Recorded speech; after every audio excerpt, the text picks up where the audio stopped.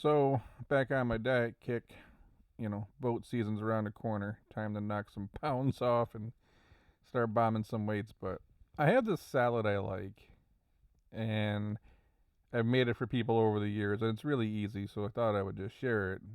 But there's this flavor that they can't figure out, or what kind of salad dressing, in quotes, I'm using.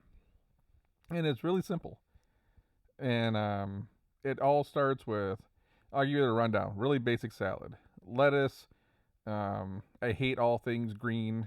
I am team no green stuff. And that word stuff is usually a different word, but team no green blank. But when I'm trying to eat healthy or lose some weight, I'm back on a salad kick.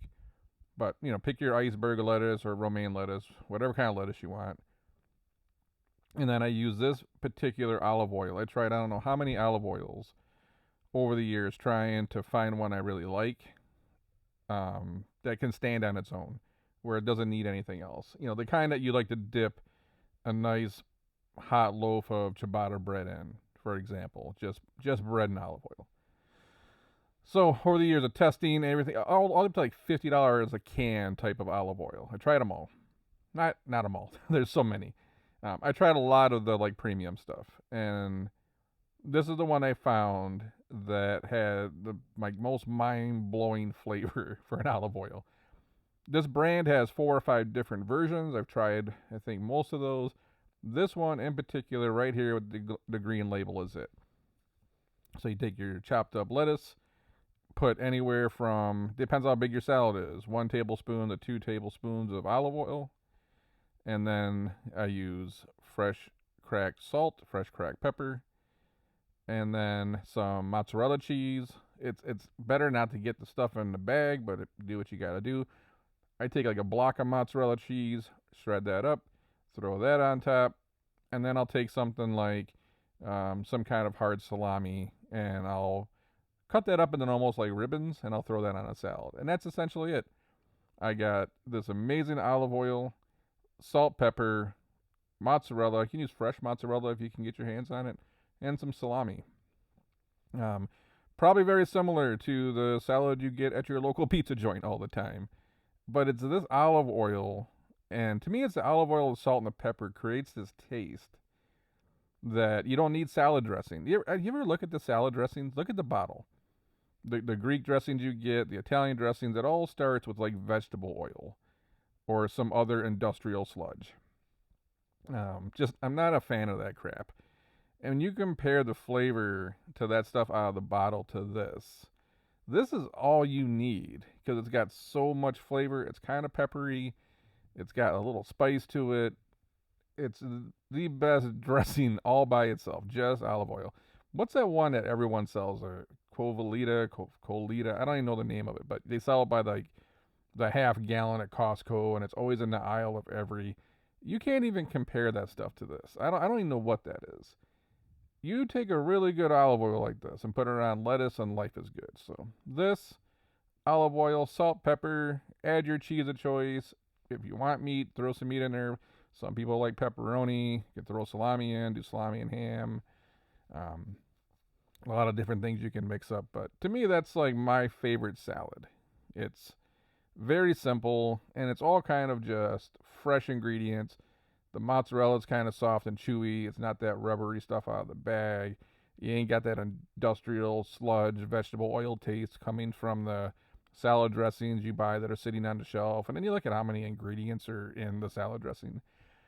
Other things you can do, I mean, you could mix some garlic up in the olive oil with some lemon juice. Some people throw in a little oregano or basil. There's a whole bunch of stuff you can do.